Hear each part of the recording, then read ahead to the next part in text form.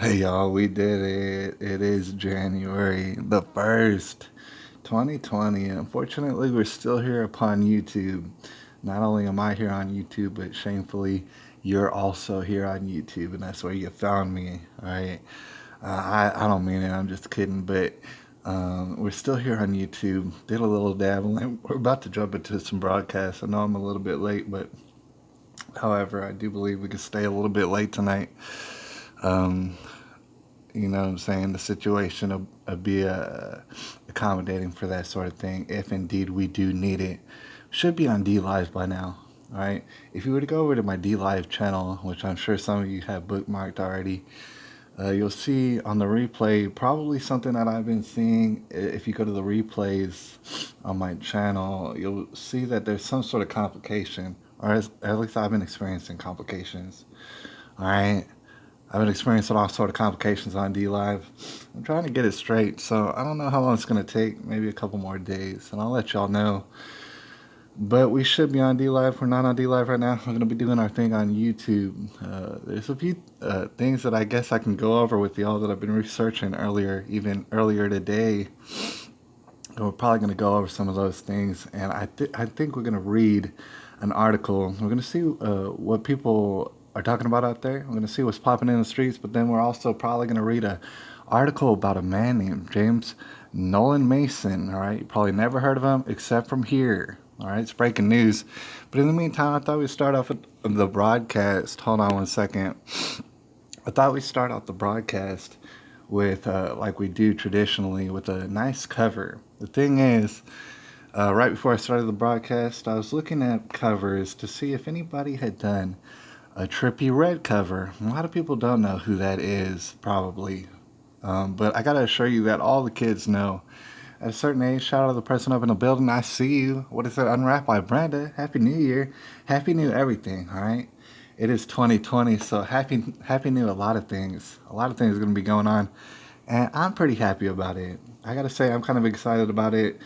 Definitely wishing Brenda, our very dear co-host, here to Steady Mobbing with Gerard. Wishing her a happy New Year, and I gotta say, I'm also pretty excited about it. All right, the 2010s were something interesting. All right, surely was a lot of developments, but in retrospect, looking back on it, I'm pretty. I guess you would say excited. I feel excited. Now I know it's gonna be wild things that happen, disastrous things even. All right, perhaps nightmarish things. Shout out to the second person up in the building. And we're going to talk about some of those things. All right. I did a lot of machete research earlier today. All right. And I got a lot on that front. But meanwhile, like I said, I was looking up covers for Trippy Red. And he's a rapper out there. You might not know who he is. All the kids know who he is. All right. And all sort of rappers just like him. And, not a fan of the violence. Like I said, not an advocate for the violence. And of course, that has everything to do with this sort of music. But there's certain things that I like, and that's, for me, music is, you're like entering a world of people who do bizarre things, probably. All right, more than likely. So, you gotta like it for what it is. I liked some Trippy Red. I was looking for a cover. I couldn't find it. Couldn't find a good one. All right. There's some people that's doing guitar covers and they were pretty good. It wasn't that great audio. Anyways, I was perusing through. All right. And while I was looking for Trippy Red covers, I actually found this cover and it's golden. It is classic. I gotta let you know. And you already know what I provide. All right. So we're gonna start off the show with this. I know we've already been talking for a few minutes, but we had to start off the show with this because I feel like you're going to know why I said it, why it was so necessary. All right, I think it's going to set the mood. It's from our boy PP Prabhu, PP Prabhu, and you can subscribe. I would suggest that you do, and you're definitely going to do it as soon as I play this video. All right, so let's set the mood. Oh, by the way, this is a cover by XX Tentacion. XXX Tentacion. He's not Trippy Red. He's actually, unfortunately, no longer with us. And he was actually out of the Broward County area, which is a county that we study a lot here on this channel. And so that's kind of interesting. But it's a song called Sad, and it's done by PP Prabhu. So without further ado, here you go. I share being a cover the side backs of extension. Please wish me good luck. Like and subscribe.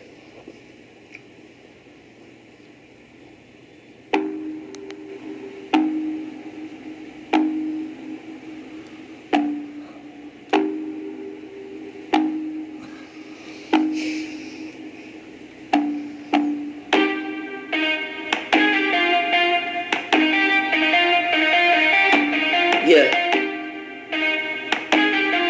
yeah. Who am I? Someone that's afraid to let go.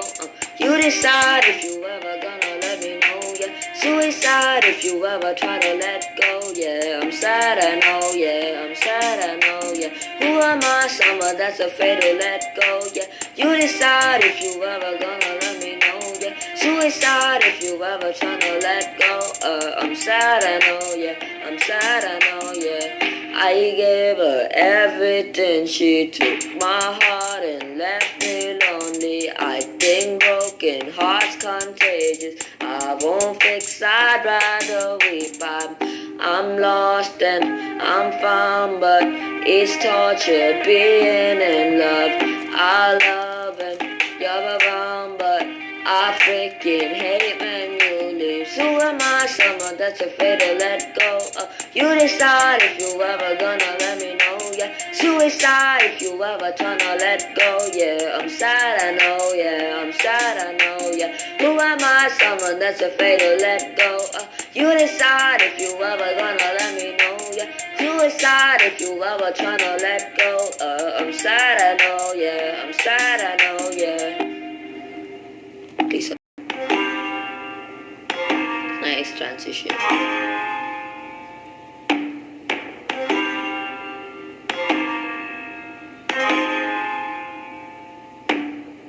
Who am I? Someone that's afraid to let go. You decide if you ever gonna let me know. Suicide if you ever tryna let go. Yeah, I'm sad, I know. Yeah, I'm sad, I know. Yeah, who am I? Someone that's afraid to let go. You decide if you ever gonna let me know. Yeah, suicide. Subscribe and like. That's our boy PP Prabhu. And like I say, go ahead. That's how you catch him. And I'll see about leaving a link later on. If I remember, you guys, it's 3 up in the building. Oh man, bringing in the new year. Obviously, Happy New Year to all y'all. I assume that there's places in the world where it's not the new year, right? Like, because China, don't they have a different calendar? I don't want to get off too much into that, but it does make me wonder how many people are experiencing the new year right now. And I appreciate y'all's 2020.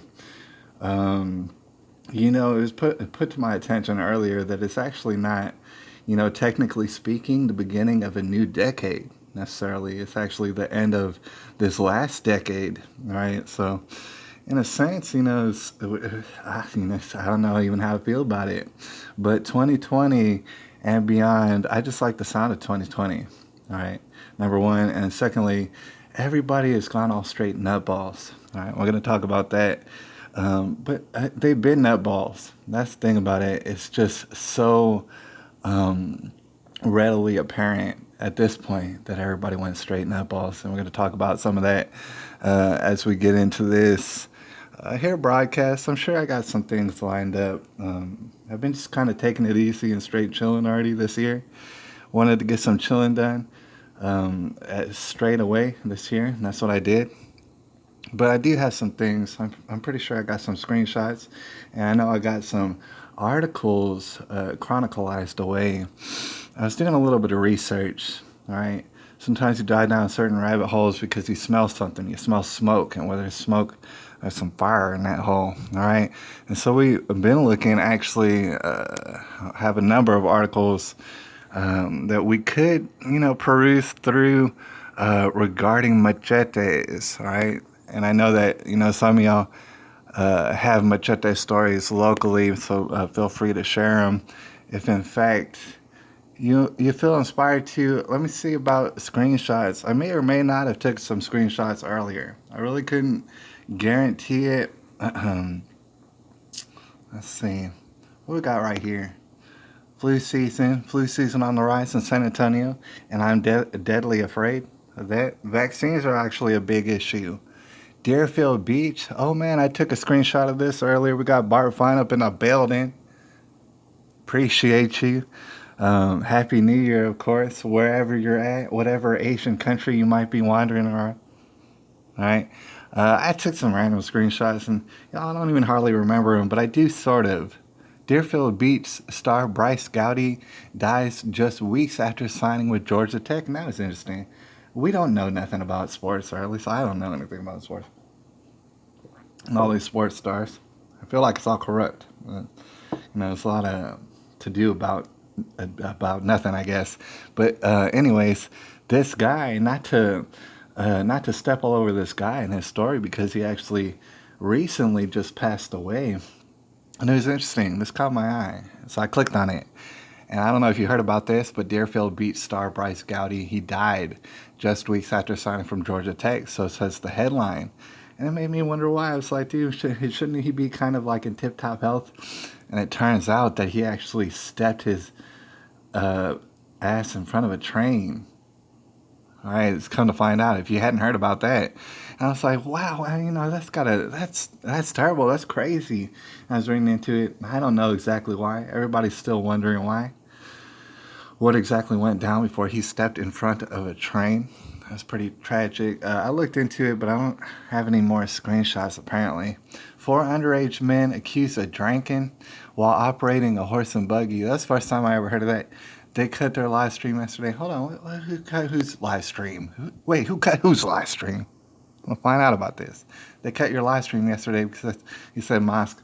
I'm not actually sure that that's the case because I remember when you said that last time, and I went back and I checked out the recording, and it recorded just fine, I guess. Like after I had said mosque, and just for reference, for the people who missed the last installment that we put in, I said something about like everybody should stay strapped up. Like if you're up in a church, you should get strapped up. Synagogue strapped up. If you're in a mosque, be all strapped up.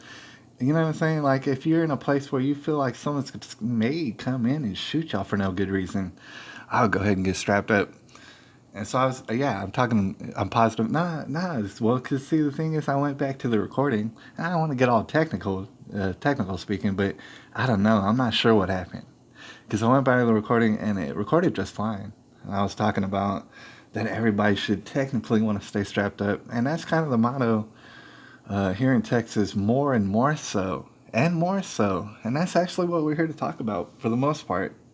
That kind of ties into what we're talking about tonight, as far as people and their rights to firearms. All right, cut off my volume. Dang, I don't know. I'm not sure because I don't know. Maybe they did. Maybe they didn't. Like maybe on the live stream it was cut off.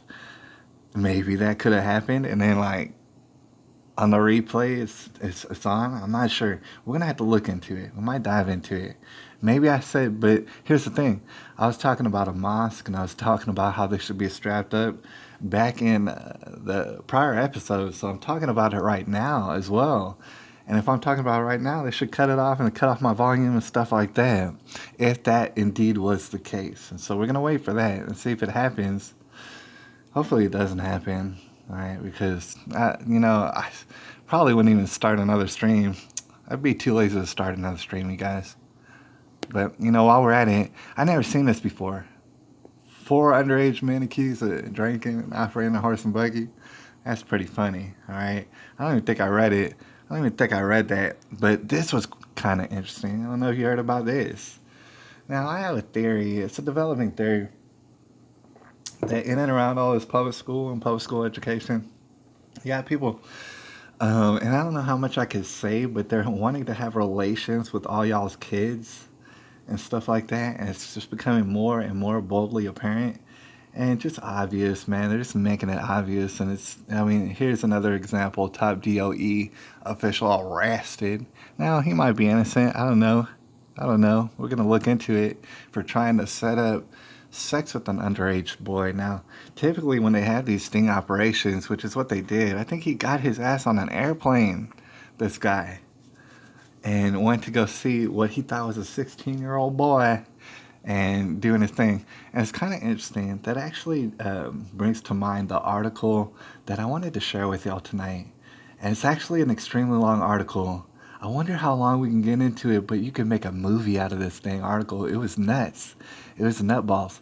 And it has to do with James Nolan Mason, who, if you never heard of him, he's a prominent neo Nazi and stuff. And now he's just an old man being harassed by the media. All right, it is unfortunate. That's not to say that he's not an old Nazi, because he kind of is. And so, but it's all quite unfortunate. Anyways, this guy, DOE, that'd be the Department of Education, if I'm not mistaken, official arrested trying to have sex. That's no good. All right, fireworks. Nearly half of Americans had best relations of their lives in 2019 survey finds. You know what's interesting? I took a screenshot of this. I don't know who even did this. Study finds. I guess so. Fireworks. They say colon nearly half of Americans. Nearly half of Americans. I want you to just consider this. Nearly half of Americans had the best relations of their lives, and you know that that's a lie, right? I mean, come on now.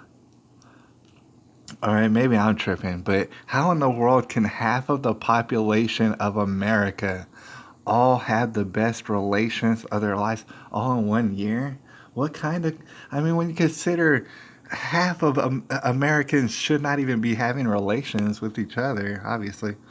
It's kind of weird. Anyways, trans man has baby with sperm donated. Oh man, you're seeing it. You do the math? I don't understand it either. All right, look at that. The goatee, got the chin whiskers and stuff. It's grotesque, man. I don't know, but see, we would be bad if we said. See, we don't think this is bad, but if we thought it was bad and we said something about it, that'd be hate speech, wouldn't it? It'd be bullying. And it's nuts, isn't it? It's nuts. Steep rise in pets needing treatment. Dang, it's a good thing we don't have too many screenshots. But y'all, pets needing treatment for anxiety and insurance claims skyrocket. It's so interesting. Real briefly, like pets, they tend to mirror their human counterparts. And so, they're going crazy. Cancer patient accidentally set on fire during surgery in Romania. That's international news. And, that probably does happen, not too often, but that's probably not the first time that's happened. That's unfortunate. I heard about that. All the way over here, man, Romania is a long ways away. I was looking at my globe, all right? And that's not to say I'm a glober or a flat earther, but I was looking at it and it's dang near all the way across the world. Chinese scientists who edited genes of twin babies. I don't know if y'all heard about this. Or if y'all heard me out there. But I'll keep an eye on the comments. I don't know if y'all heard me, but this Chinese scientist, he edited genes of a twin's babies, his twin babies, or some sort of twin babies, and he's jailed for 3 years, right? And it has you wondering, like, of course, China's a totally different place. It's like, what's the point of jailing a person for 3 years? Exactly. Is that a long time? I mean, to me, that's not a long time.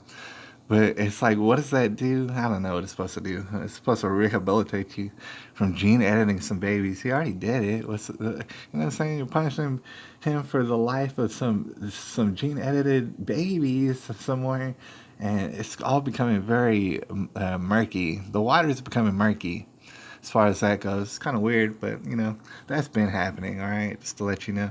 I took a screenshot of this, and this one's actually pretty wild.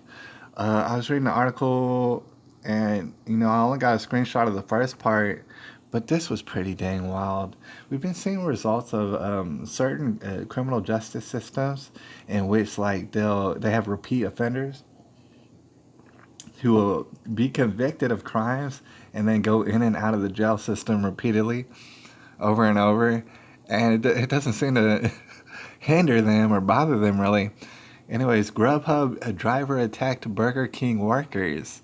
And this is one of those kind of stories. It says December 29th, 2 Burger King employees were attacked yesterday by a Grubhub delivery man who became agitated When informed that his order was not ready to be picked up, according to police reports. Right, he's the Grubhub guy, and he's trying to get that delivery. They held him up. They didn't have the delivery ready, and so he became agitated. Investigators say that Daniel DeLellis, 43, arrived at Burger King in Clearwater, Florida around 5:20 p.m. Saturday to pick up an order for Grubhub, the online food ordering business. But when told that he would have to wait for the order, DeLellis allegedly walked outside and picked up a 3 foot in height hard plastic ashtray and swung it at the restaurant's front doors. DeLellis, seen at right, then struck a male employee in the chest with the ashtray. When a 20-year-old female worker told DeLellis that he had to leave the property, DeLellis allegedly swung his left hand and struck the victim on the right cheek, leaving a red mark, according to the cops. DeLellis was subsequently arrested by the police on a pair of different this and that. Anyways, you know, I don't know why I didn't get another screenshot, but I read the rest of the article, and it dealt with his prior. DeLellis has a history. He has a background of slapping people around, threatening people with knives and stuff like that. I think he might have stabbed someone. I forget, but it was an extensive history, and it's a repeat offender type stuff. Anyways, these guys made a hobo quilt, and they got in trouble for it. I think this is on Drudge or something. These two guys right here. Y'all, and shout out if y'all really, who's offended by the hobo quilt? And I really want to know. You know, feel free to be truthful and let me know who out there is offended by the hobo quilt. These guys, they had one.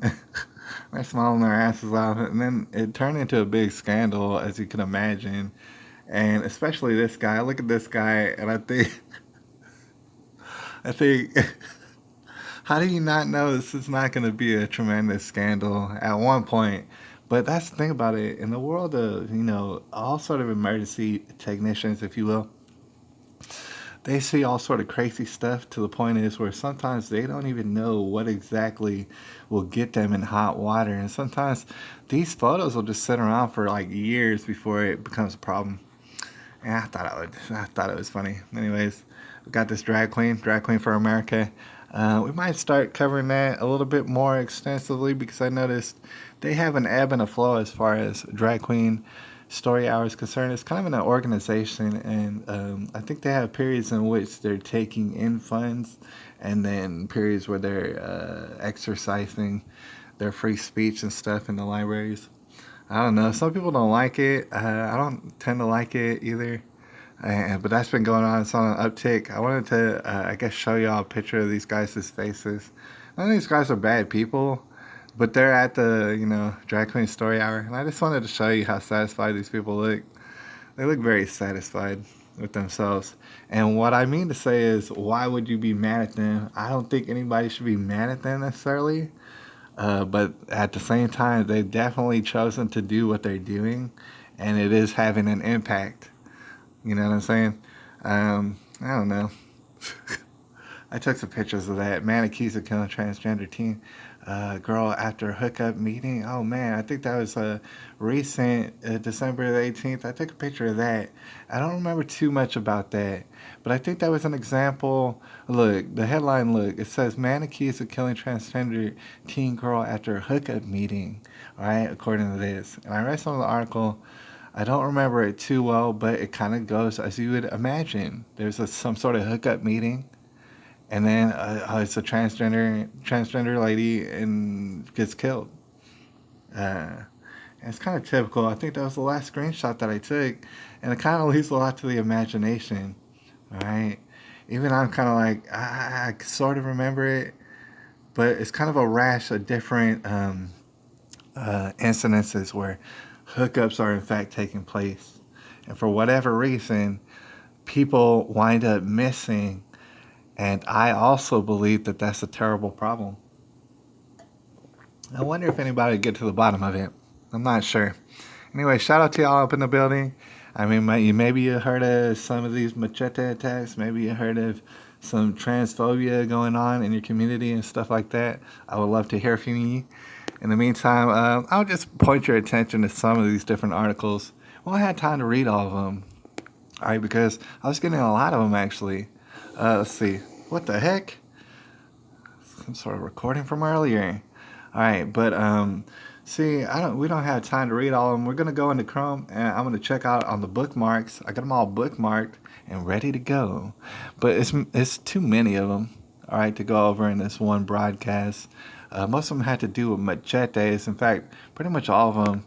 Uh, I know I put a couple other ones in there, but pretty much the bulk of these stories we got in front of us had to do with machetes, machete action, and not only that, fairly recent ones, like pretty dang recent ones, pretty much breaking news on all these machete attacks across the nation. I thought we'd take a look at some of them. In no particular order, I guess we'll just start at the top. Take a look at this one. Reported machete attack. Entries four at Florida Keys residence. It's like, when was that? What the heck happened? Said a machete attack at a Florida Keys residence. Mind you, I don't remember exactly, but let's check it out exactly. This happened December the 26th, 2019, so that is fairly breaking if I'm not mistaken. All right, I know you might have heard a lot about this machete attack on the synagogue or the Jewish person, Jewish fella's house, and that was tragic. That's very tragic, you know. But at the same time, a very similar. I don't know if they're gonna play it. Hopefully they don't. Good, because I'm not trying to listen.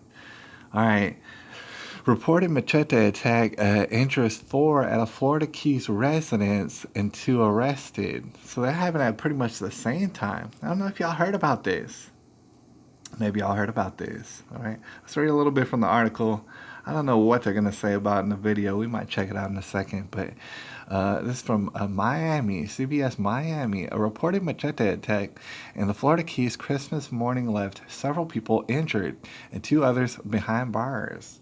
According to the CBS 4 news partner, the Miami Herald, German Riviera Hernandez and Jonathan Rivera Enriquez were part of a group that went to a home on Burton Drive in Tavernier just before 4 a.m. One of the men was armed with a machete and the other with a broken bottle. I want to take a second to just imagine that sort of situation. They run up in someone's home on Burton Drive in Tanier or Tavernier just before 4 a.m. 4 a.m. Just before 4 a.m. Isn't that when everybody's dead ass asleep? Probably, right? They run up in the home. One of them's got a machete. Other one's got a broken bottle, right? You can suppose that these guys meant serious business, right? And not even necessarily robbing. Like, if they were gonna rob them, even if you were gonna rob them, why would you run up with a broken bottle? I mean, that's kind of just ominous, ain't it? Anyways, a fight ensued and four people were hurt. A man and a woman were brought to Kendall Regional Medical Center with critical injuries, including a cut to the woman's neck.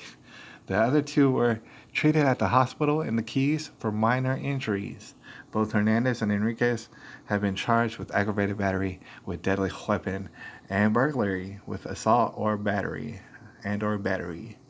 All right, so that took place. That was these guys with the machete, and so it's just like that's an example, and it's like plenty of examples actually that I was having bookmarked. And of course, if we were to go like all throughout, say 2019, we probably have more than we could shake a stick at. I was just kind of going for recent ones. Let's check out what this one says. It says it was a horror movie. Memphis machete attack caught on camera. Oh man. And we're definitely not gonna watch that sort of thing on video, like sort of some sort of nightmare, or I don't know. I don't know if they're gonna try and play the video. But Memphis, Tennessee, a man is charged. Let's see when did they put this? When did they publish this? All right, it was a horror movie. Violent Memphis machete attack caught on camera. That was 1 week ago. 1 week ago. I don't know if you heard about this machete attack. A man is charged with attempted murder and other crimes after police say that he broke into a Nightbush home and began trying to kill a man with a machete. All right, I don't know if you heard about this. The victim told police that he woke up Saturday night to Kevin Armour standing over him with a machete inside the home on Wayner Road. And I think, of course, this would be the guy, Kevin Armour. It's this guy, right? That guy's lost. Let's see. Armour reportedly called the man by name and said, the voices, rather, in my head are telling me to kill you. He then swung the machete badly, injuring the victim when he held up his hand to block the blow, according to the police statement. That's what I gotta stress. Like, if someone's like slamming you with the machete, your best bet is to block it. Either way, they're gonna cut into the bone of your arm. It's gonna be sincerely bad. All right, no matter what, when this machete hits you, no matter what. So he then swung the machete, badly injuring. All right, Armour allegedly kept swinging at the victim, ran outside to a neighbor's house.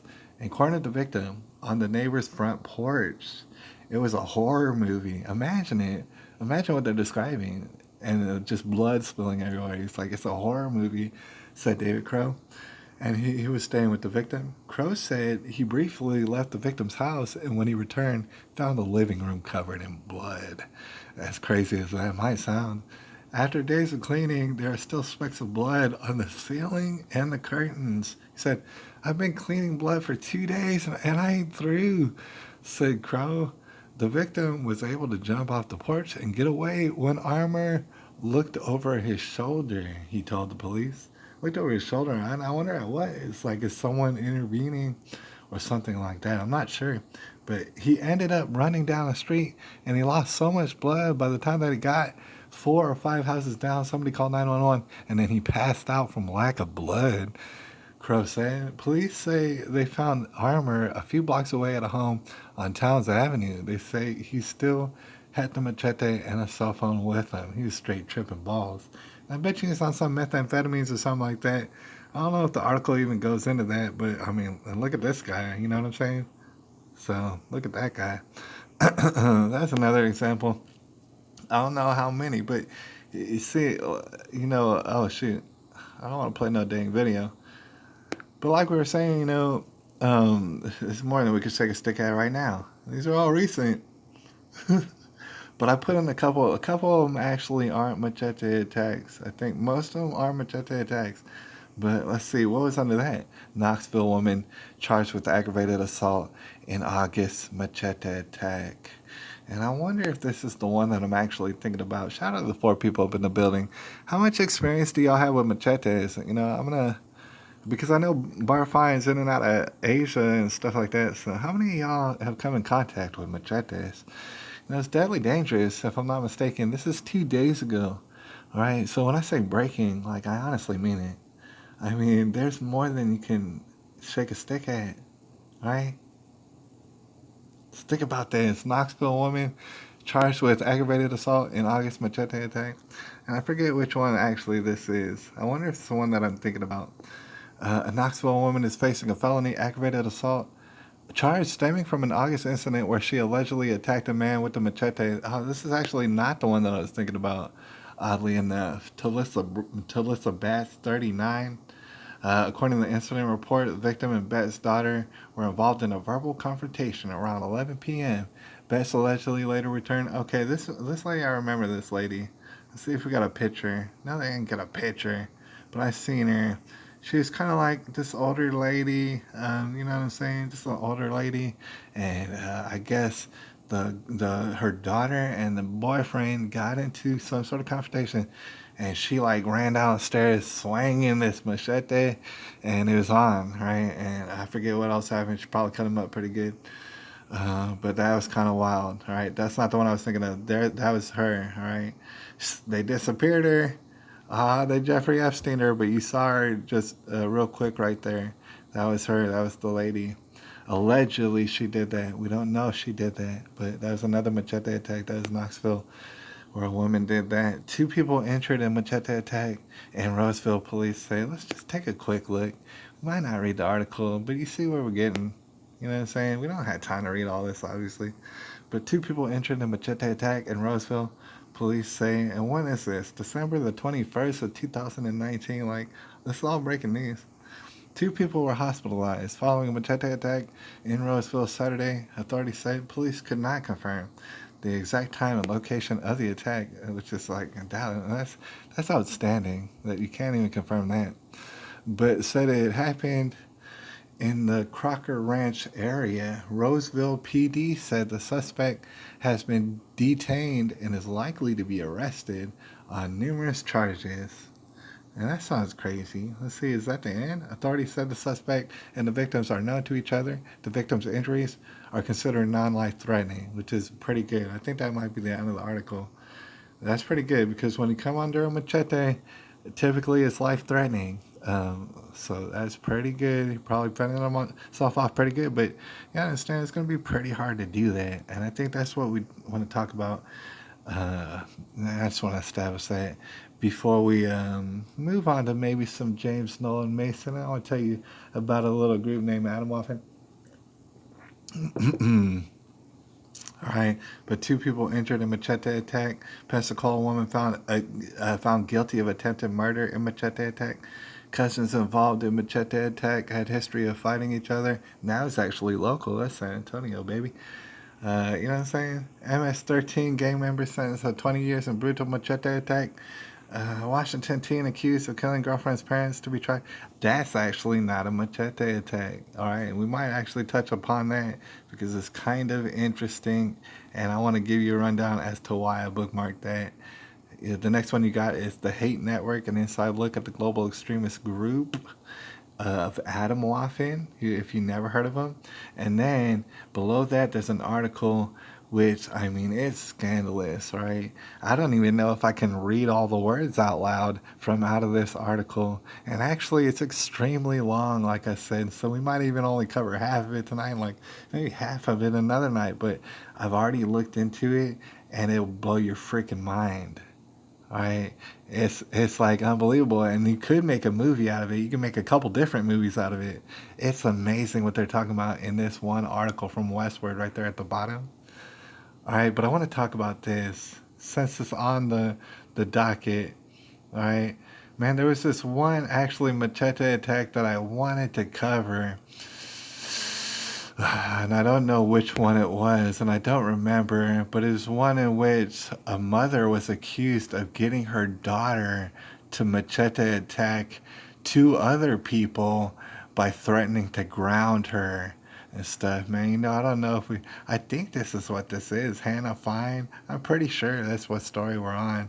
All right, let me get a little bit of room. See, we only got 3 articles left before I had to pay money for this miserable piece of publication out here, trying to get all my money, uh, trying to like seem like they're legitimate. Anyways, we already got what we wanted. We came here and we saw this. It was a machete attack. All right, but anyways, the case is that a Pensacola woman accused of inciting her 16-year-old daughter to attack two people with the machete has been found guilty. You got that right. Inciting her daughter to actually carry out a machete attack. And they go on in the article. We don't really have time for it, but you can see. It says it in the article in which, like, the daughter accuses the mom of putting her on by saying, "Oh, if you don't kill these people with a machete, I'm gonna ground you. You're gonna be grounded." And so, like, she felt like she had to. Anyways, she went on a murder spree, and that was wild. I'm not sure that wasn't that recent, but it's not that long ago either. Anyways, all right, so that establishes already. Hold on, as we go back to the bookmarks, that establishes basically, obviously, that a machete, amongst other things, is becoming more and more popular. It's crazy, deadly, and stuff, right? And one good thing to combat that would, of course, be a firearm, and everybody knows that, all right? And some people gonna need that, and that's what I want to establish. Firearms becoming more and more popular. Everybody knows it. You should probably want one, just because, like, what if somebody runs up in your house? You say, who would run up in my house? I don't know. Somebody random with a machete, right? I'd rather that you gun them down other than trying to stop the machete with your hands because they're going to chop your hands off. All right, anyways, to go to the comments, oh man, we got Paul's okay up in the building. Unwrapped by Brandon. Up in the building. I appreciate y'all. I appreciate y'all leaving some comments. Got some info to share with y'all. It is getting a weird kind of violent here in the end times. Now, unwrapped by Brenda, when you say it's getting a weird kind of violent here in the end times, do you mean in general, generally speaking, or like in America, or globally speaking, or in, let's say, the Colorado area? Because in particular, there's a lot of wild, crazy things happening in Colorado. And I'm not sure what you mean. I want to get a little bit more insight on that. A little bit weird. It's a weird kind of violent. You might argue a perverted kind of violent, like a perverse. You might argue that. And the thing is, from the evidence that I've seen, it's been perverse the whole time, right? And we're just getting like so much insight into it. We're looking all into crystal balls into where we're figuring out like, oh man, these people they have like a this is their livelihood or something. Like this is their lifestyle, if you will. Paul's okay says Happy New Year, Gerard. Says I hope Bella the dog is good. Man, me too. You know, I don't even hear about Bella the dog very much. That's the thing about it, man. It's like when I come into play, I'm the man, right? For example, who take you into the ditch and walk with you and stuff, and we'll explore or whatever, like in consideration for a dog. But at the same time, when I leave, that's it, man. I don't really ask about you necessarily. I don't want to think about you all that much necessarily, and I don't have a dog here either. It's like, dude, I don't have enough time for a dog because I'm always off working or doing this and that. It's just it definitely wouldn't be, especially because I live in an apartment and stuff like that. And yeah, I hope Bella the dog's doing really good. I hope all dogs are doing pretty good and stuff. But man, that takes us back, Paul Showcase. That shows you that you're an OG, and it shows everybody else because you know who Bella the dog is. And that's saying a lot. Machete and knife fights are common in the UK, more so in London. And okay, yeah, I definitely want to, yeah, I want to put that on blast. And that's something that I've known for quite some time. And honestly, because we know some people up in the UK area, it seems like a nightmare. It seems like just everybody would be on constant alert, or at least I'd be on constant alert, just to know that like maybe someone could throw acid in my face, or maybe someone could chop me up with a machete, and perhaps it would be illegal to even defend myself at all in any in any regard. That seems like crazy to me. It's like I don't know if I'm. I know it couldn't be like that everywhere you go. I know that couldn't be like that. I know it couldn't be like that, and that's what I want to know. It's kind of a small island, all right. I mean, just coming from Texas, I got to say it's a little bit of a. It's like, dude, is it like that everywhere? Anyways, Happy New Year, and man, we're gonna put some laws together, or actually take some laws apart, I guess, that are hindering us from all sort of things, like defending ourselves. For an example, Unwrapped by Brenda says, globally speaking, she feels it, and I gotta say, I feel it too, in a sense. But I do think it's also multiplied and kind of exaggerated by the fact is that we actually know so much, and that we get it on the low. We get it immediately as far as the news goes. We know about things when they're happening now, which is not something that took place prior, I don't think. All right, not with the masses at least. Anyways, machete attacks, of course, they're abounding, right? So you figure that would lead to more firearms sales. Yes, they are, and they're doing that, and that's just what's happening. Meanwhile, say for example, if the news media was to hype up the idea of machete attacks abounding, which they are, if they were to take advantage of that, and they'd be like, "Oh, look at this, machete attacks everywhere. Everybody should be scared." The problem is that everybody and their mamas would go out and buy some firearms, which is what they're doing, right? And so, it's kind of interesting to think, if there is, I mean, you know what I'm saying? These are obviously wild things that are happening for real as far as the machete attacks. That's why they're not covering them, because they realize full and well if they did cover them, it would just mean more, and more. And unbelievably, even more here in Texas, there are more guns than people, and there would be just more and more for no reason. All right, just because. And actually, it's a good reason. You don't want to get caught up with people with machetes acting wild and acting bad for no reason. People who might be repeat offenders in and out of the system in which we don't have no kind of justice, anyways. All right. Shout out to the 5 people up in the building. We kind of been here a while, but we could also stay a little bit longer. I don't know how many of y'all are getting ready to go to sleep. It's your bedtime. I actually don't have to go into work tonight because of New Year's and stuff. I'm gonna fill it up in my pocket, but meanwhile, I have some time, and I was looking through some stuff, some research, and something in particular. A certain rabbit hole I was going back down was the atom hole, the atom hole, the atom waffin hole, the atom waffin hole. That's what hole I was going down. And of course, if you're gonna talk about Adam Waffen, everybody knows that, of course, you bring up James Nolan Mason, the most evil neo-Nazi, prolific in American history. James Nolan Mason, and actually, there's an article that's down there at the bottom. It's wild, like you wouldn't even believe. All right, one whole movie could not cover the wildness of that particular article. But I wanted to draw attention to this. For example, Memphis machete attack suspect allegedly told victim. There's voices. No, not that one. Not that one. Let's go down to the Adam Waffen ones. VA Virginia teen accused of killing girlfriend's parents to be tried as a adult or whatever. He's a teenager. Isn't this interesting? It's actually also sort of breaking. This is September 24th, 2019, so not very long ago. I want to let you know it's kind of important. You know, from here on out, and just very recently, whenever people bring up Adam Waffen, like if you say you were to Google it and then you get whatever Google tells you about Adam Waffen, they're going to tell you certain talking points, certain statements of fact. For example, they're going to say Adam Waffen is tied to 5 murders. All right.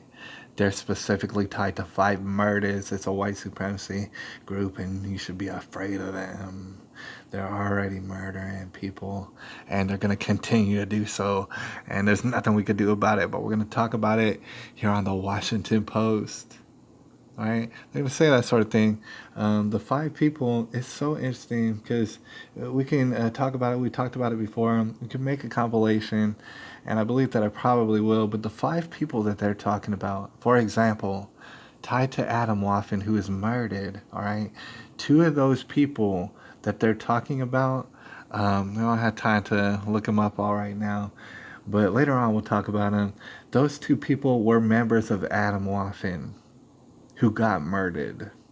All right, for example, who did they get murdered by? Their friend. All right, so when they talk about Adam Waffen's responsible for all these murders, they mean Adam Waffen got murdered. All right, literally. And the 2 Adam Waffen members who did get murdered, they were only allegedly in Adam Waffen. In fact, none of their family members had ever heard of this Adam Waffen business and stuff like that, or white supremacy, or anything like that.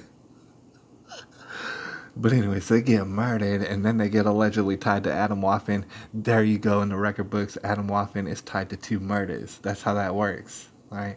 And then there is another murder in which it's not it's not this one that we're looking at, but the other murder takes place where a young man gets together for some sort of social meeting with a former schoolmate, and he winds up murdering that schoolmate. And there might have been sexual advances, or maybe there wasn't, but it seemed like that was a very awkward story in which, because here's the thing, they charged the guy from allegedly Adam Waffen with the hate crime and stuff for murdering the other guy for being of a different sexual orientation, right? And anyways, like, it's just a very awkward story. And then they said, oh yeah, by the way, that guy's part of Adam Waffen. That's another murder for Adam Waffen. Anyways, VA teen arrested of the killing of his girlfriend's parents to be tried as an adult. I don't know if we got time to read all of it, but let's read a little bit of it. Just get a little taste A Lorton man was certified to stand trial as an adult for allegedly shooting and killing his girlfriend's parents as a 17-year-old in 2017, a case that generated national attention because he espoused neo-Nazi views. All right, this is in Virginia, and as you know, Virginia has its own little drama going on right now in different extents. A Fairfax County juvenile court judge also ruled Tuesday there was enough evidence to send a double murder case against Nicholas Giampa, 19, to a grand jury in the county's circuit court. Real briefly, Giampa is accused of shooting Buckley Coon Fricker, 43, and Scott Fricker, 48, inside the Reston home shortly before Christmas in 2017. So it's not very recent, but it's kind of recent, and it was shortly before Christmas. All right. Giampa had dated Coon Fricker's then 16-year-old daughter. That was Coon Fricker's daughter. All right, and it obviously wasn't Fricker's daughter, or they would have mentioned that, but it was Coon Fricker's daughter, 16-year-old daughter, and attended class with her at school for teens with emotional and learning issues. So they went to some sort of school with teens for emotional and learning issues. And police say Giampa then shot himself in the head. All right, that just goes to show you that people on Washington Post cannot write an article to save their dang lives. All right, and they get paid to miserably fail all the time. All right, I mean, try putting it together in some sort of coherent way. I literally read it to you just like the way that it says. But anyway, so imagine that situation. There's this young teen. He's supposedly, allegedly part of Atomwaffles, and maybe he is. Who's to say? He runs up, and it's actually a situation in which he's trying to get at their daughter, right? And their daughter is obviously giving him some sort of attention. And, kind of find out, reading some of this article and stuff, that's a picture of these people. People got shot up, and that's unfortunate, man. Like, rest in peace. Obviously, condolences. I don't know if they have a picture of the young man, but I know I saw a picture of him somewhere. Alright, as a young man, in his pictures he looks very young. Alright, and we're not gonna find a picture obviously now, right? But okay, he was a part of Adam Waffen, right? But the situation goes in which he's trying to like get into her room, and he's in her room, and they're doing whatever. I don't know what they're doing, but then the parents come busting in, and they're like, "Oh, you get the hell out, you neo-Nazi! We already know you're a neo-Nazi, and we've already exposed you to the public." And that literally is what happened. And for some reason, he had a gun, and he shot them both. All right, and that's extremely unfortunate, y'all. I don't know what to say about that. There's no amount of laws that would have probably stopped this boy from having a gun, or perhaps allegedly being a neo-Nazi. And I'm not sure all what that meant. But as the story goes, the way that they would have it appear is that the young daughter is actually becoming influenced by the neo-Nazi nature of this young man who murdered his girlfriend's parents, and that's what happened. He murdered her parents in front of her, and then there was some sort of issue where the police came. They realized everybody was getting shot up, and he was all in her room. The young man, he was all up in the daughter's room still, and he winds up shooting himself. As grisly as that sounds, I mean, it's not too long ago. Shoots himself, but actually winds up living. I'm not actually sure what's the developments of all that, right? Because he shot himself, winds up living, and I'm not sure what all became of that. I'm only becoming familiar with this situation right now. But see, that accounts for two of the other murders. See, that in total is 5 murders, all tied to Atomwaffles. Meanwhile, none of them had anything to do with white supremacy at all. Right? 2 of the murders, like I said, were Atomwaffen members getting murdered. 2 of the other murders were of a straight white couple who was the parents of this girl. It's like it has nothing to do with white supremacy. The other one is like loosely affiliated because they want to say, "Oh, Atomwaffen, this group even if it was a group, it would be a joke. They said this group, they hate everything. They hate the black folk, they hate the Jewish folk, they hate ladies, they hate minorities, they hate the handicapped, they hate gay people, they hate everybody. They're out to get you and stuff. That's obviously the case, is what they're saying. That's what they're building. All right. Meanwhile, the murders had nothing to do with any of that, anyways. All right. In fact, actually, and we'll talk about it more in the future, but two of the fellas got murdered. The one from Atomwaffen, they actually got murdered by their friend who turned to an Islamic extremist, right? Which is kind of nuts. Sometimes I've heard it intermixed because I've been doing some research on this white supremacy stuff, y'all. I don't know if y'all been down this rabbit hole, but lots of times Islam will come up for some reason. And I'm not accusing everybody, but I'm just saying lots of times Islam will come up. And isn't that peculiar? All right, shout out to the people up in the building. There's an article. We've already been here for a while. Who knows how much I got more in me in my gas tank? All right. But there's this one article, and it's long like you wouldn't believe, all right? I mean, I was going, and I couldn't even find the end. I was reading and reading and reading and reading, and I just could not get to the end. And it was all getting more and more crazy and just unbelievable. But if you've been down rabbit holes such as we've been down, you tend to believe all this wild stuff that went down, right? Because this is not some sort of stuff that they like to talk about very much in the news. And it's very wild and it's very detailed, all right? And it's very just absurd. And if it was to be pushed in the news, it would be wildly sensational. It'd be all sort of people looking in this sort of thing. It'd be all sort of ratings. It would be ratings gold. But this is actually from a long time ago. This article that I want to share at least some of it with y'all before we get out of here.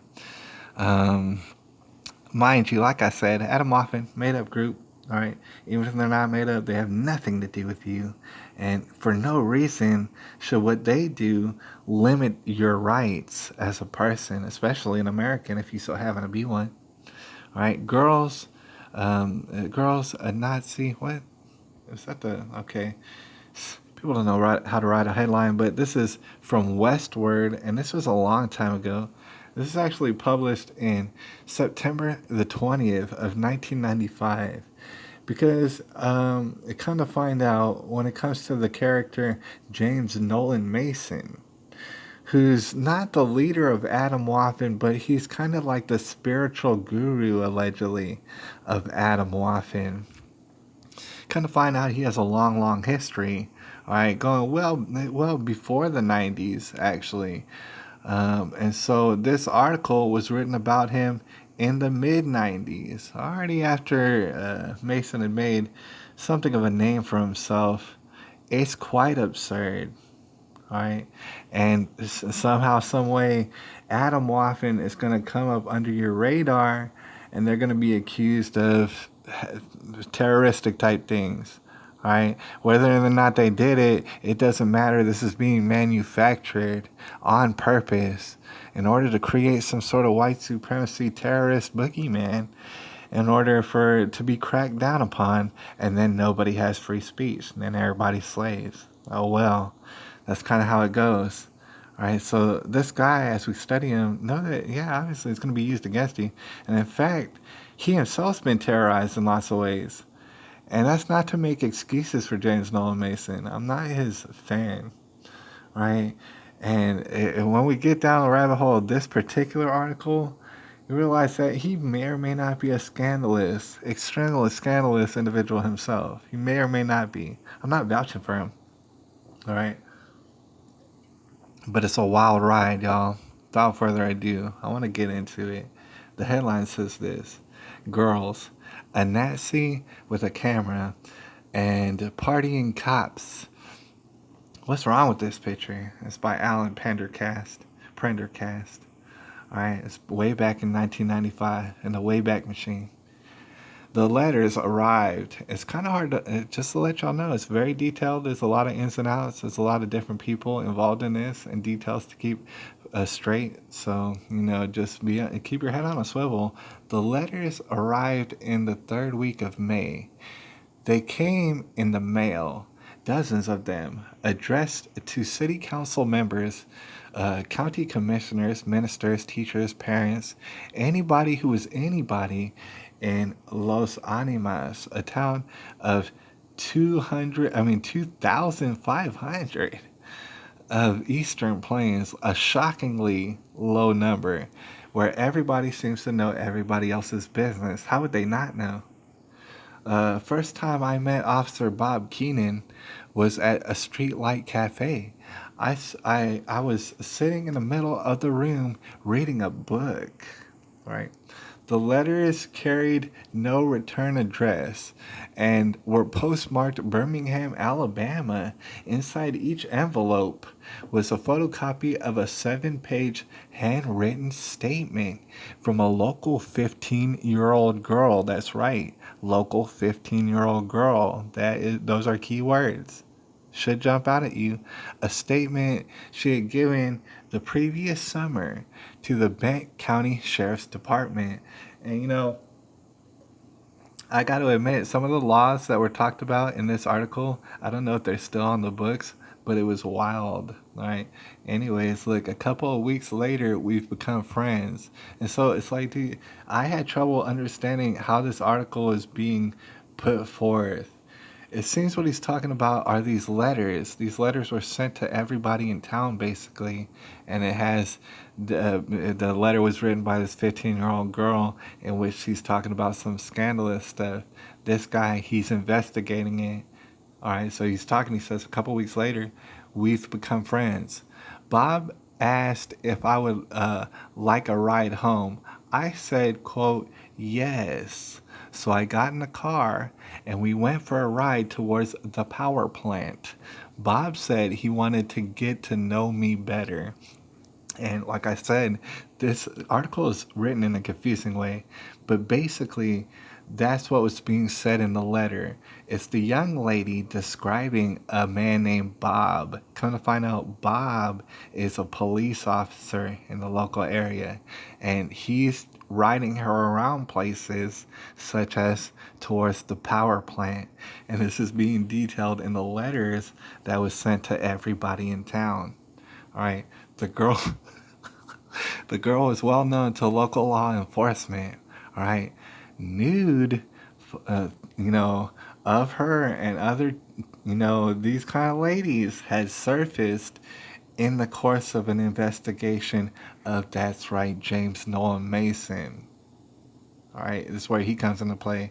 In 1995, he was a 44-year-old white supremacist with ties to several American Nazi organizations, a longtime pen pal of Charles Manson, and quite possibly the town's most bizarre resident. In fact, I would hope that's the case. All right. And that's kind of like I can't none of this am I saying that he didn't write letters to Charles Manson. I would assume that he did. And also, when it comes to James Nolan Mason, he may very well have been part of these white supremacist groups, to include the American Nazi Association or whatever it was called.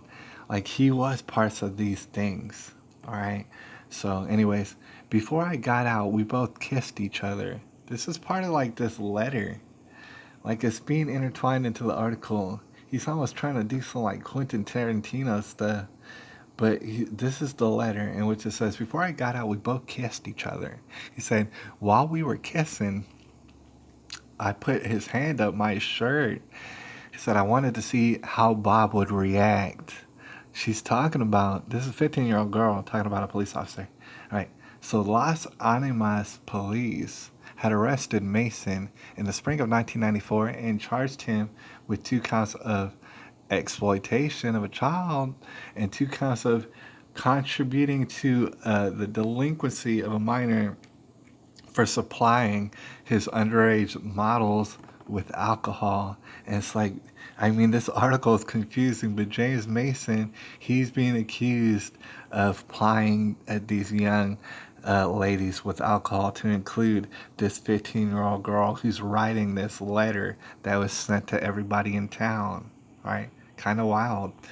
The case raised hackles all over town. I'm not sure what that means, particularly over the local newspaper. The Benton County Democrat reported that investigators had seized hundreds of videotapes, photos, and magazines, quote, all with that sort of theme, right? From Mason's sprawling two-story house, and we're planning to file additional charges. Everything you're gonna read right here is gonna be absolutely bizarre. I can promise you. I already went through it. It's bizarre, right? So, quote, everybody thought they ought to hang him, recalls Orvis Smith, Mason's next door neighbor. So they're describing a situation where they find like truckload of child related stuff, right? And everybody's like, what in the world? They thought they were gonna hang him, right? So it seemed, as according to his next door neighbor, it seemed as if I could trust him with anything. Was it because I fell for him the first time I met? And it's just like, what are you saying? I don't know why he said it like that, but he said, was it because I fell for him? He said, I don't know how to explain it. Anyways, when he would work a graveyard, I would go to PD and visit him. We would talk and kiss. It's like, what the heck? What is she talking about? Oh, this again, that's the letter. All right. So she's talking about Bob, I guess. Again. So, but in the months following Mason's arrest, something went seriously wrong with the state's case. For one thing, Mason's hoard of material turned out to be far less spectacular than reported. And I can't say what exactly that means, but it implies something far less spectacular than it was reported, because y'all reported a truckload, all right?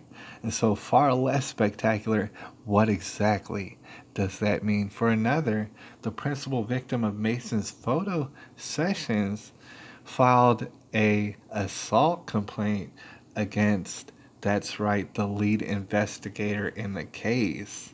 All right, that's wild. Think about that for a second. Okay.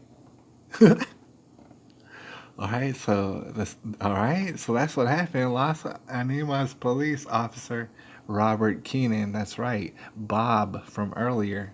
That's Robert Keenan. He's the one hanging out with the 15-year-old lady, taking her to the power plant. The complaint, the same 7-page statement that was sent anonymously all over town this past May, claimed that Keenan had carried on a physical relationship with the victim throughout the course of the investigation. Right? He's supposedly investigating people, obviously, for having this sort of material. Meanwhile, courting, if you will, this 15-year-old girl, all over there in Colorado. This is in 1995. All right, or I forget if this was in Ohio, or I think this was in Ohio. Yeah, this was the Ohio thing. All right. So after I got Bob's trust, I came to him and told him I had taken pictures, and Bob said he really wanted the case. So I gave him the pictures, right? So Bob had the pictures. By the time the letters arrived in May, the exploitation and delinquency charges against Mason had been dropped as part of a plea bargain arrangement that sent him to prison on a weapons charge. See how tomfoolery just and everything's getting all mucked up, and everything is questionable, and everything is all ridiculous from the get-go, right?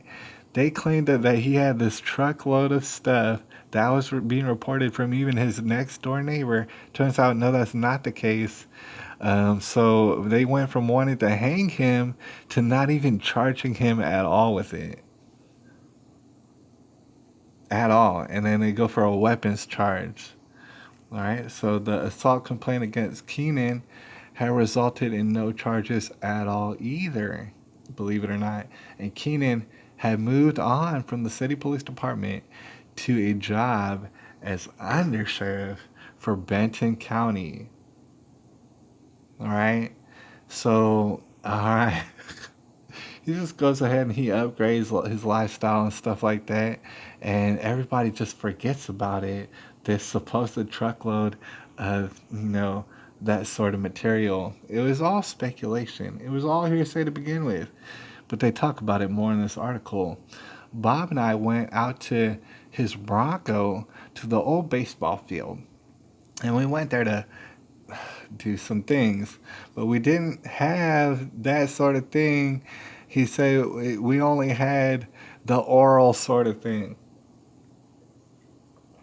All right, get that. So he's playing it cool, as you can imagine. He said we can't do that sort of thing, but we can do the oral sort of thing over at the baseball field. You heard me?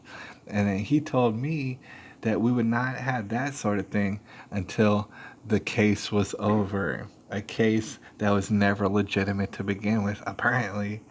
But they explain how it all came to be.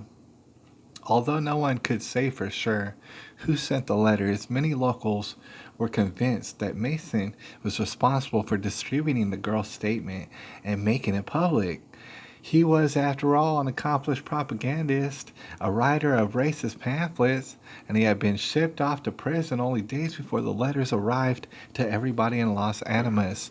Mayor Keith Varner quickly denounced the letters as a smear campaign, a vendetta against the officer who had helped put Massonn away on weapons charges, for that matter. All right. Benton County Sheriff Brian Spencer says that even though the allegations against Keenan were investigated by an outside prosecutor, the girl's complaint and other attacks on him continue to circulate in the area. All right, quote, this is something that's gone on for a long time, buddy. He says, I wish it would stop. There was more than one there was more than one internal investigation done, plus the outside investigation. There was nothing that they could substantiate. There was no cover up involved in this. He said, this is a dead issue. He said, stop talking about this. Massonn disagrees. Interviewed recently at the Arrowhead Minimum Security Prison outside of Kansas City, he declined to comment on the source of the anonymous letters. Quote, am I going to admit to that? But but conceded that he had a pretty good idea of why they were sent. Quote, I would say the person who did that mailing was probably disgusted. He's probably disgusted by the way that real criminals stay in power. How one of them could just whitewash himself and end up as the number two lawman in all of the county. He says, quote, if you want to talk about this and that, then they had a this and that as their undersheriff, buddy. And see, that's what I want to point out. That's why it's important to listen to everybody. You might not agree with everybody. Certainly, you can already imagine all stuff that I don't agree with as far as James Nolan Massonn, right? All sort of stuff. But the truth can get uttered from anybody's lips to include even Hillary Clinton, believe it or not. All right, I don't see it on the horizon, but the truth can spill from anybody's lips.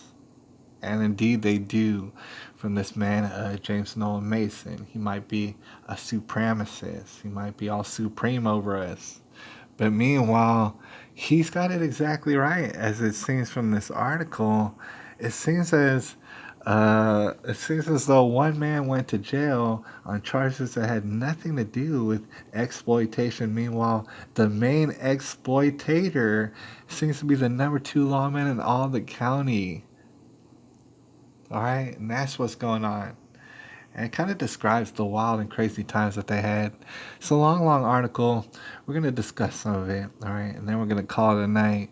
But it gets wilder and wilder and wilder and wilder. If we had crystal methamphetamines to smoke here, you guys, we might just talk about this for hours. It was wild and crazy. All right, but just to, kind of describe how this can all take place. The article goes on. It says Robert Keenan resigned from the sheriff's office 2 months ago, shortly after wrecking his patrol car and being cited for driving under the influence of alcohol, which is totally unrelated. Now there's an alcohol DUI charge, and there's a charge of wrecking his damn patrol car. All right. So all sort of scandal. Keenan did not respond to Westward's request for an interview, nor did the mother of the minor who filed the complaint against him. All right. And there was a complaint certainly filed against this man. All right. So other witnesses, including Mason's 17-year-old ex-girlfriend, had left town or made themselves scarce. Resignations, elections, and other shakeups have considerably altered the makeup of law enforcement in the county, and many officials claim to be unfamiliar with the case or legally bound to not discuss that case. Either they never heard of it or they can't say one mumbling word about it. Not this case. No, not this case. All right, and they're actually going to talk about it. And they're going to explain why it is that James Mason does have a 17-year-old girlfriend and why it is that that wasn't necessarily illegal. Mind you, I don't know if they changed the laws of consent between now and 1995. I'm not sure how those might have been altered, but they do talk about it here in this here article. All right, a little bit of how that environment can come to be. All right, so I want to give you a little taste. If you think that sounds shocking or whatever that was happening, and I believe Ohio, all right, said yet there may be more to Mason's claims than pure spleen, whatever the heck that means. Although the investigation of Keenan did not yield sufficient evidence to file charges against him, somehow, some way, they did not have sufficient evidence. It hardly earned him any accolades for his conduct. In fact, certain elements of the girl's complaint have been corroborated by other sources, ranging from the special prosecutor appointed to investigate the complaint to Mason himself, all sort of people. In addition, the peculiar circumstances of Keenan's departure from the Los Animas Police Department under the terms of a secret agreement. Officials still won't talk about this secret agreement. He says he has a sudden departure from the sheriff's office. A few months later, it raises a host of other questions. He says, at the very least, the strange outcome of the town's fizzled such and such case suggests that the 15-year-old minor who triggered the investigation may have been victimized, in fact, twice, not just by Mason, but not by Mason and his predilection for certain photos of certain girls, but also by the police officer who is supposed to be protecting her, who is supposed to be investigating this whole situation. In fact, around Las Animas, Robert Keenan was known as a sharp, aggressive, but amiable police officer, one who got along with all kind of people. He says, I always thought Keenan was a pretty bright to be from Las Animas, all right? And I guess that's to say that everybody's dumb. It's a bunch of dullards over there. All right, this says Steve Jones, the former deputy district attorney of Benton County, who worked with Keenan on the Mason case. It's a different world out there. Still, I have a hard time believing that he get himself hooked up with that 15-year-old girl. Believe it or not, Sheriff Spencer goes further. Although Keenan came to his department under the cloud of the girl's complaint and resigned after totaling the police car, all right? Remember when he totaled the police car? With his wife and the sheriff's wife with him as he was drunk off his ass wrecking the police patrol car. All right. So as you could tell, it's basically lawlessness abounding over in that particular area. All right. For whatever reason, they were both named Gene. And that's funny, but it's really tragic. Spencer staunchly defends his former undersheriff. He said, quote, Bob is controversial, but he's a talented officer. All right. He's got a photographic memory, and he can find narcotics a mile away. All right. I just want to end on that note, actually, because we're going to pick up where we left off, certainly. We're going to cover the rest of this article. But you're getting a feel for old Bob over there, all right? Kind of runs the town. He kind of has his way with young ladies to the extent of 15 years old.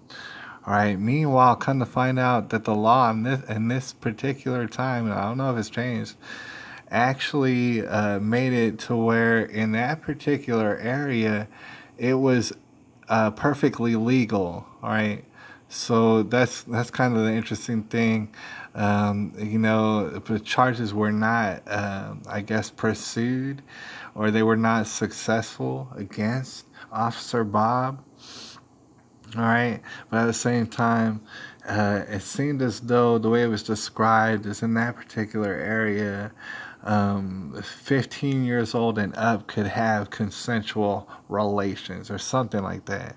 Certainly, I would have to imagine the laws have changed since that time, and that's why James Nolan Mason having to have a 17-year-old girlfriend as well and stuff, and people were just snatching up teenagers like crab apples in that particular area, just snatching them right up and doing whatever, man. They were like old men doing this. And that's what's taking place and stuff. Meanwhile, all sort of scandal. Meanwhile, they don't even talk about that necessarily anymore when they bring up James Nolan Mason. This whole thing against children and exploitation. All right. The reason I bring it up, or the reason why it's so sensational and why it's such a big part of this whole James Nolan Mason thing, even though they're not talking about it right now, is that something that they like to keep in their back pocket, as you can well see.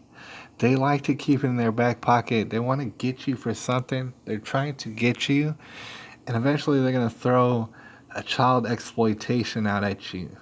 Somehow, some way, they're going to want to get you for it. Even in fact, if they're doing it themselves. Even in fact, if they're doing it more so than anybody else in the county.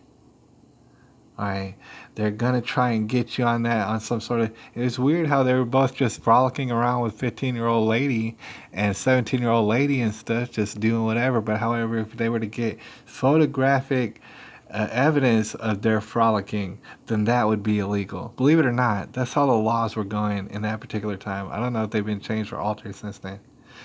All right, but there was photographs taking place, right? And it's perfectly legal if they were doing their thing, even though these people were 15 years, like this girl was 15 years old. It's a bizarre story, and in fact, they detail it in the article.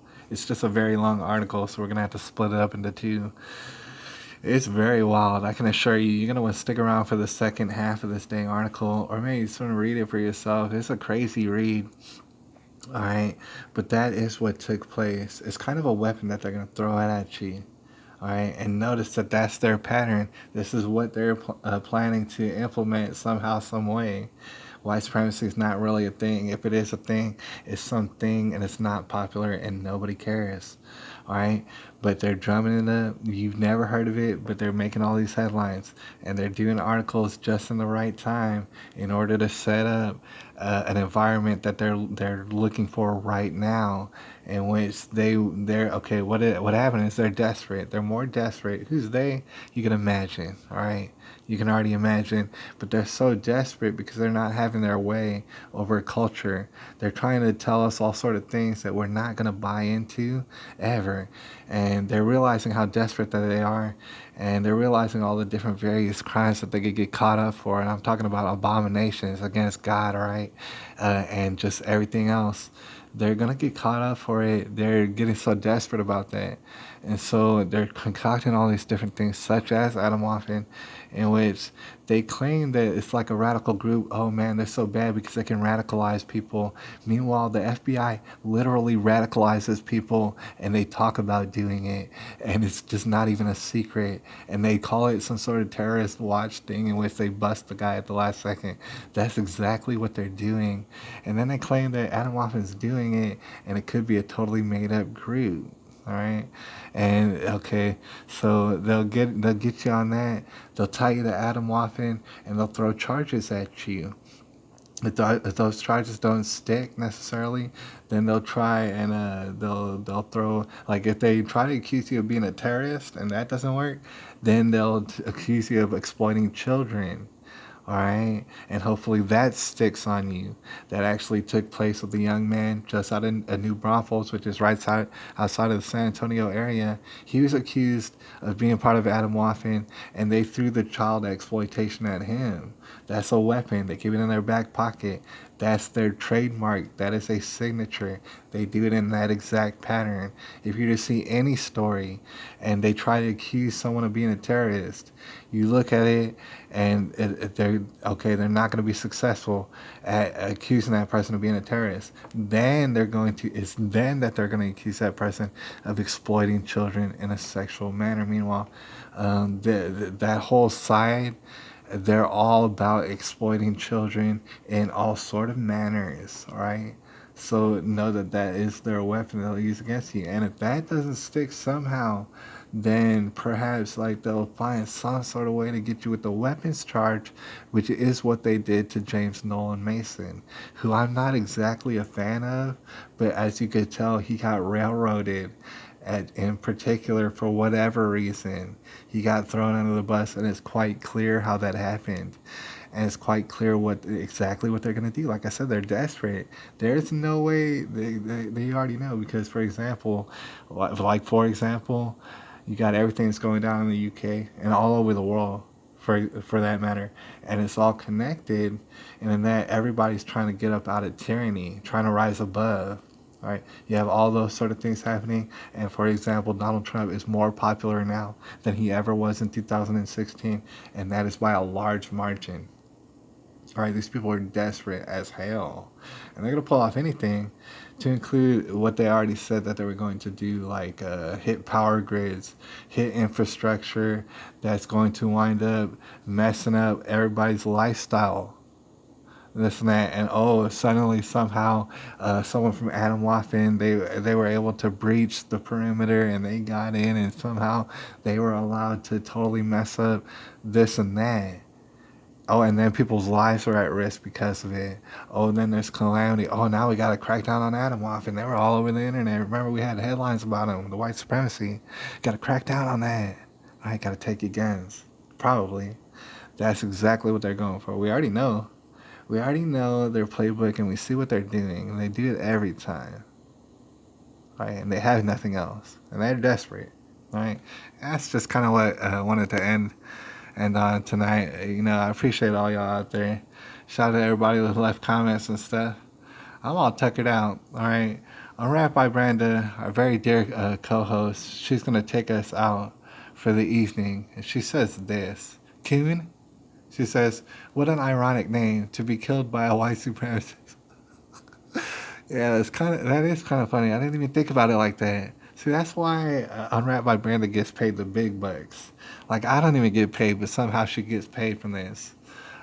She said it's ironic name because she's Coon, and yeah, it's all kind of ironic.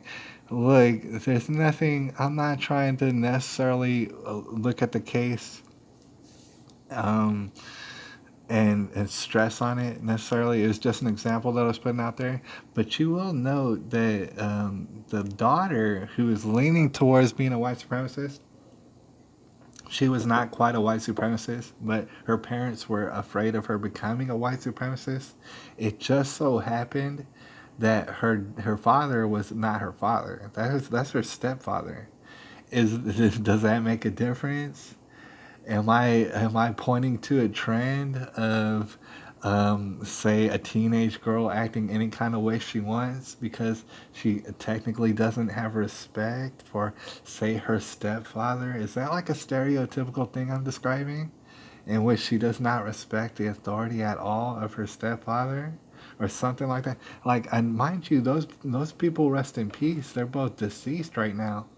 But would that be a stereotypical environment of a girl running all around doing just whatever she wanted, no matter how much the parents did not approve of it, and then just wound up having a boyfriend and shoot him in their own home?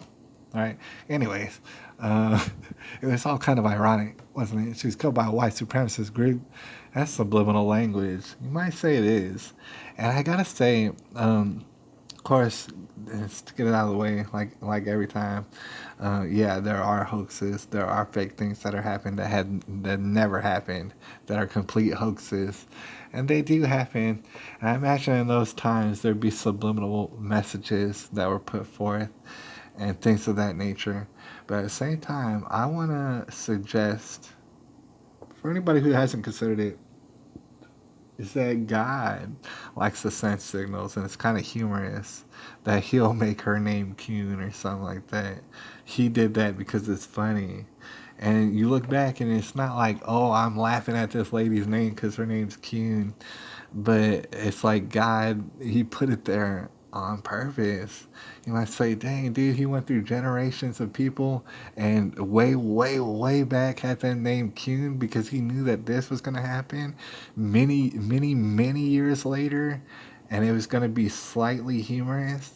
Yes, He did that. Exactly that. God is so patient you wouldn't even believe it, all right?